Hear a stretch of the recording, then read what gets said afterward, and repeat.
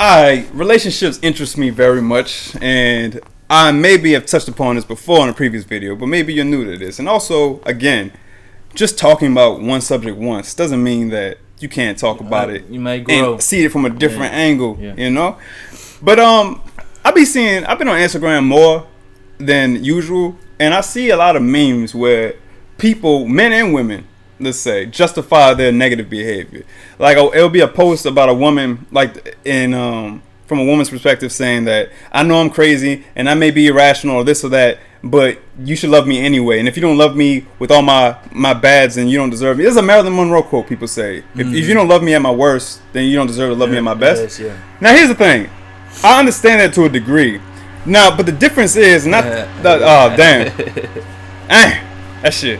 All right, the wind, the dude was leaf blowing and threw me off. But my point is that the things that I'm seeing that people write about how their shortcomings should be welcomed, essentially, is what they're saying. I get where the heart is in this. You're saying that I'm not perfect, and please don't have this crazy high expectation of me. But I feel also what it does is, because I hear it all the time. I heard it too much, even before I got in a relationship. I've heard it from everybody's mouth that this is normal. That you come home, one of you is tired, and then one of you transfers that stressful energy to the other person. That's normal. One of you needlessly starts an argument and it doesn't make no sense. That's normal. You sweep stuff under the emotional rug, don't talk about it. That's normal. And when I hear this word normal used, I see it basically implying that it's okay, that it's good. Because normal, technically speaking, just means that it's prevalent and that it's accepted, but that doesn't make it good or bad. But I'm telling you that I think it's bad. I think that this normal thing that's in relationships where we aren't trying our best to communicate, to be vulnerable, to not when you don't want to talk, to just I don't want to talk or be stubborn. I see grown ass 40-year-olds and above be unwilling to discuss how they've been slighted by another person. I know people right now, super old, that refuse to talk about with the person that they have a grievance with. Refuse to talk about it. They don't know if they need a mediator because they can't do it themselves. They're too stubborn, and that's very immature and childish. And my point is, though, is that we can change, and I think that's the root of this problem. Is that people feel like you can't. I think it's important to understand that life, to me, is all about being healthy in every respect: mind, body, soul. And even in regards to our relationships. And to me, if you believe that having a healthy relationship is important, then you will, just like if you believe that having a healthy diet is important, you will start to incorporate different foods in your diet and subtract different foods. And just like if you believe that a healthy relationship is important, you will start to incorporate certain behaviors and subtract certain behaviors. And it's possible if you're just mindful about it. And I guess that's just my main point, that it's possible. And a lot of people believe that change is possible. I think that's one thing that motivates people to say these things, that, like, you know, well, I'm irrational, I'm crazy. Well, look, you're going to, like, accept it. And I'm like, nah, man, I'm sick of irrationality. We need to be shamed for being irrational when it comes to our relationships. Everybody, men and women. There needs to be some shame there. You shouldn't be able to be tired and be like, like, yeah, I don't know. And your significant other saying, hey, but, like, so why are you mad? Like, what did I do? And you get to do, cause I mean, no, that's unacceptable. That's uneffing acceptable. You should feel ashamed about it, and you should be motivated. I just don't want to talk about it. Right. It's like this, man.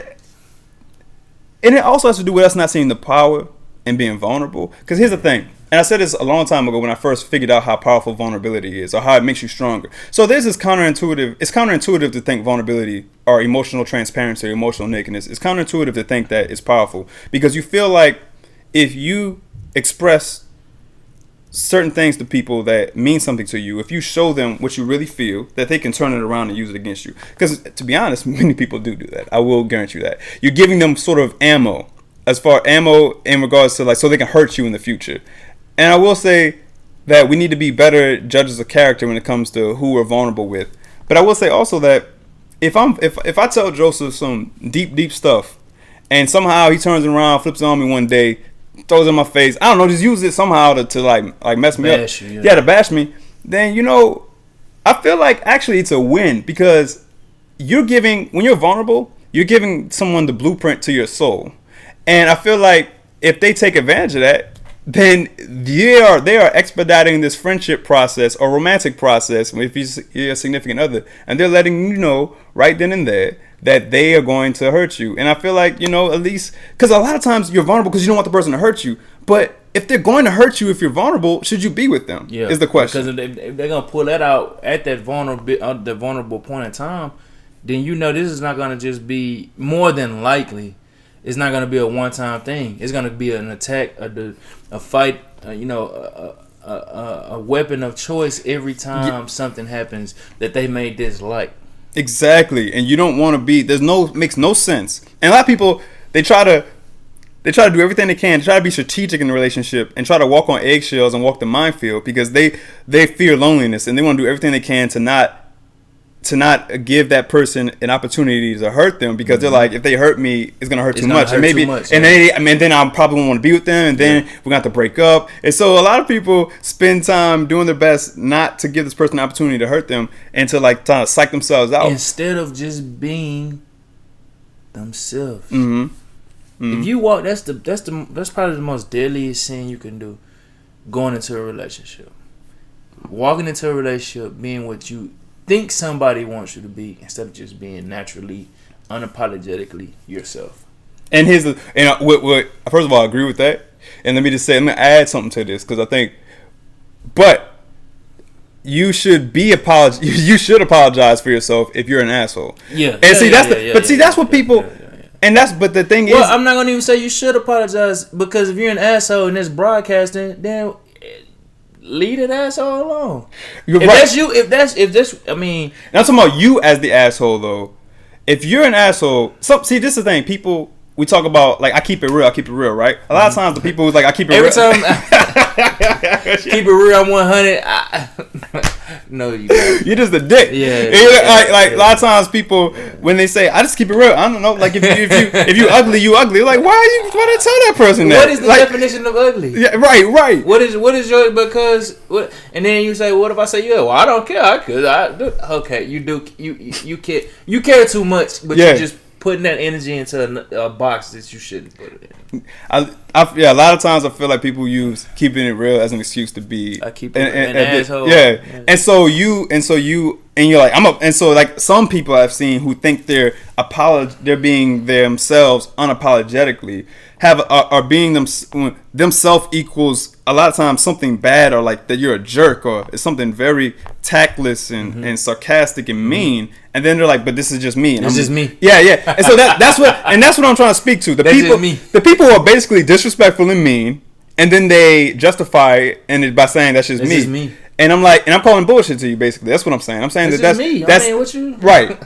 If you don't see something wrong with that, you being disrespectful, you being mean, you giving attitude unnecessarily, you at times becoming so agitated and restless and hostile that if you don't recognize that it all starts in here, that there's no reason for you to be hurtful towards anybody. There's really no reason. There's no reason for you to give attitude. Disrespect, all that comes from an inward tension. Mm-hmm. It all comes from the inward conflict. Mm-hmm. And oftentimes it's you just transferring all that negative little energy to somebody else. And a lot of times it's unjustified. A lot of times the person, all they did was ask you, what you want for dinner? All they did. Well, you know what I want. God damn, it's Wednesday. You should know what I want. Look, let's switch up some stuff this week. And people see. Being in a relationship, as time wears on, we start to become ungrateful. And I've learned this myself. If a person, you can look at it as routine, but guess what? Just because a person in a relationship with you doesn't mean that they have to keep this routine up. They do it because, technically speaking, that would bring harm to a relationship. But, for instance, you're in a relationship, you get a good morning text every day. You get a, hey, how you doing? Hope your day's going well text every day. Love you, miss you every day. the typical person will look at that and be like, that's my girl, that's my dude, text me again. But you sitting across from your single homegirl, homeboy, he not getting that text message. She not getting that text message every day. Every day. You know around what time. You know every day. Yeah. They're not talking to a particular person every day. Yeah. And so I feel like if you once you're in a relationship and you start to think about that, you get this new appreciation. It's another level of appreciation for this person. Because everybody's not getting that every day. And you may be like, damn, every day scares away some people. Every day. Damn, I mean, I'm gonna have to look at them every day, smell them every day. I have to talk to them every day. Some people will never get that. That love every day. And it's just like, we take that for granted, man. As people, we take that type of stuff. We absolutely take it for granted. We basically become spoiled. We become desensitized. Yeah. And I feel like you said, the only way to fix this is to on an individual level to practice what's called mindfulness. To be aware to be aware of this as he is, and also just. I tell me and my significant other like when you first get out of bed, we need to put our timer on the phone for 2 minutes and truly just think about everything in life that we should be grateful for, because it's so easy. Embrace it, bro. It's so easy to forget. It's so easy to wake up and be like, "Damn, I don't want to do this today." Yeah. Damn, I don't want to go to work today. Damn, I don't want to get out of my bed today. Damn. It's so easy to do that, man. It is so easy. To do that. Yeah. But that's a great. Give yourself 2 minutes, 5 minutes, however much time you have to just lay there and say, I opened my eyes this morning. Thank you. I can breathe. I'm breathing. Yeah, my leg may hurt. My leg hurts me every day. It's not a day on this earth I walk that my leg doesn't hurt. I wake up. Yeah, it hurts, but guess what? I could walk. Because at one point in time, I think I'll be able to walk again. I could walk. And just go down that list will be long. 2 minutes may not be that list will be a very long list, but at least 2 minutes of that list you'll be like, I'm gonna go out there and conquer the world today. For real, it definitely gives you perspective, and we need it. We need it, man, because the way our brains are, like that routine, that life, it's so easy to forget how horrible things could be. There's literally children in hospitals right now on their deathbeds. There's literally somebody just now as we speak just died. It's like, and it's people who live in war-torn countries who don't have hot water, who don't have food in the refrigerator. Don't even have cold water. They don't even have cold. They don't have water, clean water. Right. Gotta walk 10 miles for it. Then they get Flint don't have clean water. That's right up the stairs. That's real. And it's so important. And all this falls under the category of perspective. And it's important to have perspective. Not so you become complacent. Not so you say you're not going to strive for anything better just because something's always worse. But it's so that you don't act. So you stop being a spoiled brat, basically. Yep. We're all spoiled brats. Yep. And so, in so many different kinds of ways. We're spoiled and we don't even realize it. It's just to not be that way. So when you appreciate, there's less stress. When you appreciate, you're less likely to be hostile. When you appreciate, you're more likely to love. And that's all. That's the whole point. Just be loving. Love is life. Yes, but here's the thing. I noticed people think they take that love word and they think they can just run with it. You got to break it down. They make their own. Problem is, what's your definition of love? What's my definition? What's your understanding of love? What's my understanding? Because look, you can't define it. You're right. You can't define. We can talk about. See, I like to, because to me it's just a bunch of ingredients. That it is fall, But people, here's the thing. Nobody even is trying to define it. Yeah. And no one tried to break it down. What does love mean to me? Yeah.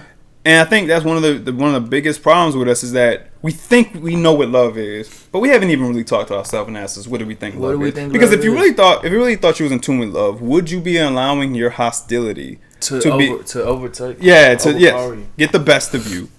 I'm not talking about when it's on a daily basis. You're never gonna be perfect. Never. You're never gonna be perfect. Happen. Right. An explosion is bound to happen because we're two different chemicals. Yeah. Your relationship, you're two different chemicals. You mixing chemical A and chemical X, and it's gonna bomb to implode and explode. It happens, but it shouldn't be every day. Right. It shouldn't be every other day. Some people thrive off that baby boy type of relationship. They really do. See, and it troubles me.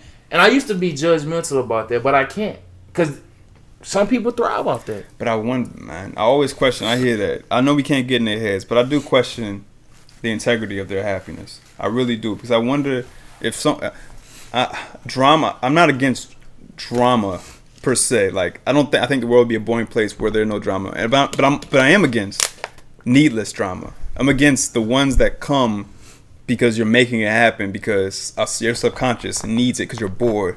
As in so many different factors to this. A lot of times we're just bored and we seek conflict. And I think, especially with our loved ones, it's just nonsensical. It's irrational. And it sucks. It's not healthy. We prevent our growth with that, but we stifle our growth. But I see it's approaching the 15-minute mark, so I'm gonna do. Yeah. We're gonna try to keep it up. Be conscious, man. Love your loved one and allow your loved one to love you in their way that they do. And if it's not what you're searching for, both of you need to step aside and step away. One love. One love, people.